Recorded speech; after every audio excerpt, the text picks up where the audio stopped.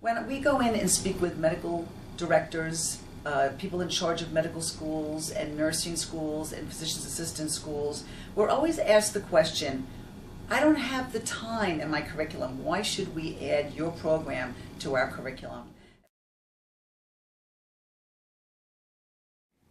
Approximately 21,000 women will be diagnosed with ovarian cancer this year.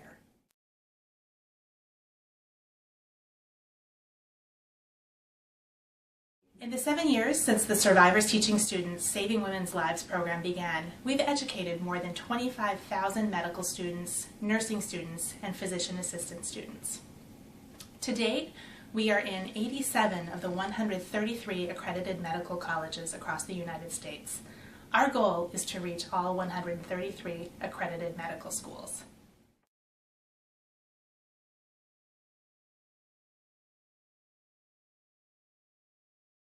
I believe that and have found that the medical students I speak to really do get a lot out of the program. Reach 21 nursing school programs and 12 physician assistant programs.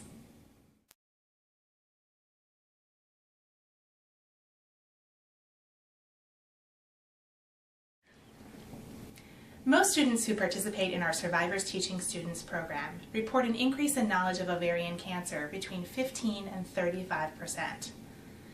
The increase in knowledge is particularly strong with second-year medical students and nursing students.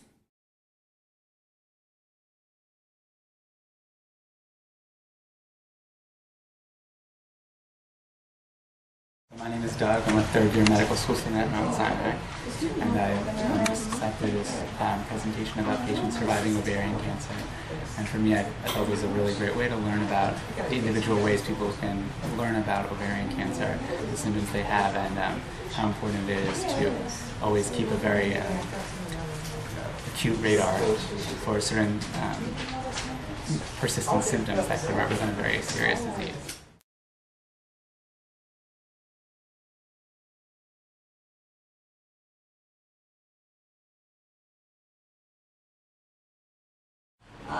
What we've noticed is that in pursuing these, the knowledge and the education of these signs and symptoms is really the only thing that we have right now, because there's no screening tool for ovarian cancer. Unlike breast cancer that has the mammogram and also cervical cancer that has the PAPs, right now, ovarian cancer, we do not have a screening tool, so it makes it very difficult to diagnose.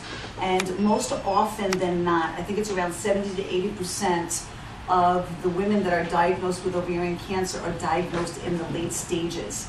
So what does that mean? What it means is that only around 45% of the women that are diagnosed with ovarian cancer survive beyond 5 years.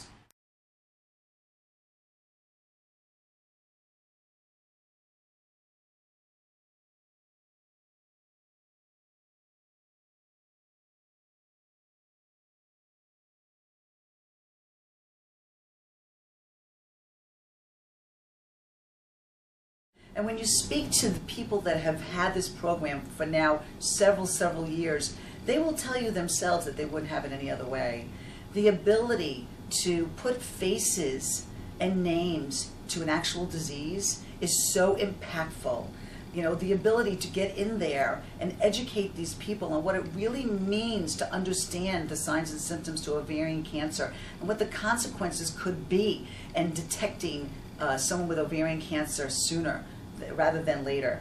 This is so impactful to these students, and they remember us years down the line. For more information about the Survivors Teaching Students Saving Women's Lives program or statistics on ovarian cancer, please visit www.ovariancancer.org.